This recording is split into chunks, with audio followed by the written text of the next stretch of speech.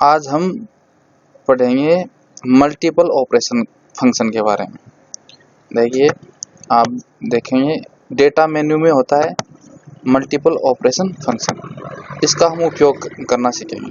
वो कब करते हैं? सबसे पहले हम क्या करेंगे, इस लिब्रे ऑफिस इस स्प्रेडशीट को अपन ओपन करेंगे। इसमें दो सारणी बनाएंगे। पहले जो एरे का हिंदी में अर्थ होता है सारणी, एरे 1 बनाएंगे और एरे 2, मतलब सारणी 1 और सारणी 2 बनाएंगे।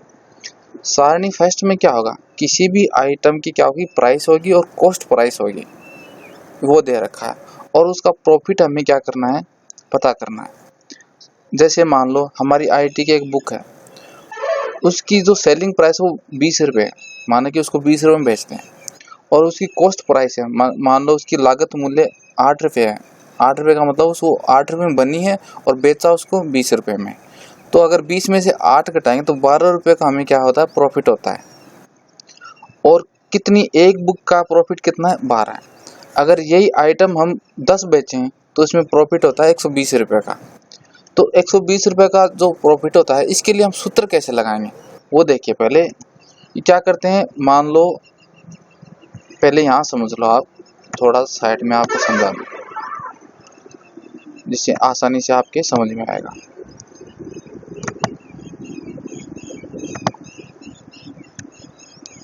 मान लो कोई 20 रुपए की बुक आपने बेची है, उसमें से अगर हमें उसकी लागत मूल्य घटा देंगे तो कितना बचेगा, 12 रुपये बचता है। ये प्रॉफिट का बचता है। ये तो एक बुक की प्राइस है। अगर इसको गुणा कर दूं मैं 10 बुक से, मतलब 10 बुकों को बेचेंगे या बुक्स को बेचेंगे, तो हमें लाभ कितना होगा, वो होगा 120 रुपये का लाभ होगा। ये हमारा क्या है, नॉर्मल कैलकुलेशन है। इसी को आधार बना के हम सूत्र भी लिखेंगे। कैसे लिखेंगे वो देखिए। यहाँ हम इसी में यहाँ लिखेंगे। तो सबसे पहले सूत्र लगाने के लिए हम बराबर का साइन लगाते हैं। उसके बाद में क्या करेंगे, जैसे जहाँ 20 लिखा हुआ है उस सेल का एड्रेस हम लिखेंगे। तो जो ही बराबर का साइन लगाते हैं तो हम क्या करते हैं, जहाँ 20 लिखा हो उस सेल पे क्लिक करते हैं तो ऑटोमेटिक उसका एड्रेस आ जाता है। उसके बाद में क्या करें, 20 में से हमने क्या घटाया था, 8 रुपये घटाए थे। तो ऐसे हम क्या करेंगे, जहाँ 8 लिखा है उस सेल का भी हम एड्रेस लिखेंगे। तो उस पर क्लिक करते ही उसका भी एड्रेस आ जाएगा।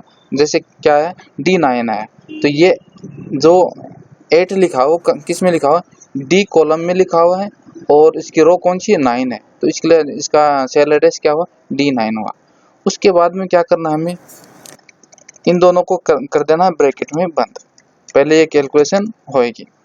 इसका मतलब ये हुआ, ब्रैकेट में बंद किया तो ये हुआ कि 20 में से 8 घटाएंगे तो 12 बचेंगे।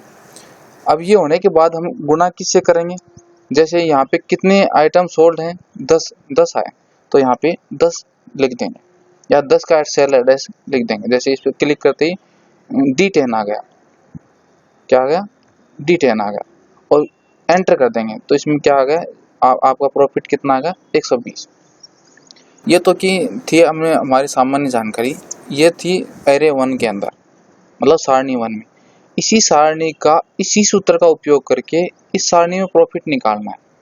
इस सारणी में क्या, दूसरी जो सारणी है एरे 2, इसमें देखना एनुअल आइटम्स है, जो वार्षिक रूप से कितने हमने आइटम बेचे हैं, जैसे कितनी बुक्स बेची हैं।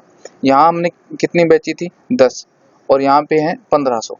ऐसे हमें क्या क्या करना है, कैलकुलेशन करना है कि इनको बेचें तो कितना प्रॉफिट आता है। तो इसी जहाँ इसमें जो ये हमने ये लगाया है फॉर्मूला, इसी का उपयोग इसमें करेंगे। तो कैसे करेंगे वो देखो। सबसे पहले यहाँ पे जो वैल्यू लिखी हुई है, इन सबको हम सेलेक्ट करते हैं। यहाँ से यहाँ तक प्रॉफिट वाली सेल भी है, इनको भी हम सेलेक्ट करते हैं। उसके बाद में डेटा मेन्यू में जाते हैं, और यहाँ पे एक मल्टीपल ऑपरेशन का एक ऑप्शन होता है, इस पर क्लिक करेंगे तो एक डायलॉग बॉक्स खुल गया आपके सामने। इसमें सबसे पहले एक बॉक्स दे रखा है फॉर्मूलाज का। तो ये पूछना चाहता है कि जो फॉर्मूला जहाँ लिखा हुआ है उस सेल का एड्रेस इसमें डालना है। तो हमें सीधा क्या करना है, जो प्रॉफिट के सामने 120 लिखा हो, यहाँ हमने क्या किया था, उस फॉर्मूले को हमने यहाँ अप्लाई किया था। तो यहाँ पे इस पर क्लिक करेंगे तो यहाँ पे इसका एड्रेस ऑटोमेटिक ही आ गया। उसके बाद में आता है कॉलम इनपुट। इसमें हमें क्या करना है कि जो कॉलम, मतलब मान लो एक बुक का 12 रुपये हमें प्रॉफिट था, तो कितने आइटम मतलब कितने बुक्स बेची हैं, और मतलब यहाँ हमने कितनी बेची, 10 बेची हैं। तो 10 बेची हैं तो इस सेल का एड्रेस यहाँ इस कॉलम में लिखते हैं, कॉलम इनपुट सेल में लिखते हैं। तो जब जहाँ 10 लिखा वहाँ पे क्लिक करें तो इसका एड्रेस आ जाता है और ओके कर देते हैं। तो देखो इनका प्रॉफिट यहाँ ऑटोमेटिक ही जनरेट हो गया। अब देखो साल में अगर हमने 1500 बुक्स बेची हैं 20 रुपये की, प्रति बुक्स का रुपये है 20 रुपये के आधार पे, तो हमें 18,000 रुपये का लाभ होता है। अगर हमने 2000 बुक्स बेची हैं तो हमें 24,000 रुपये का लाभ होता है। अगर हमने 600 बुक्स बेची हैं तो हमें 7,200 रुपये का लाभ होता है। तो इसलिए क्या करते हैं, मल्टीपल ऑपरेशन का उपयोग करते हैं। इससे हमारी क्या है, कैलकुलेशन आसानी से हो जाती है और समय कम लगता है।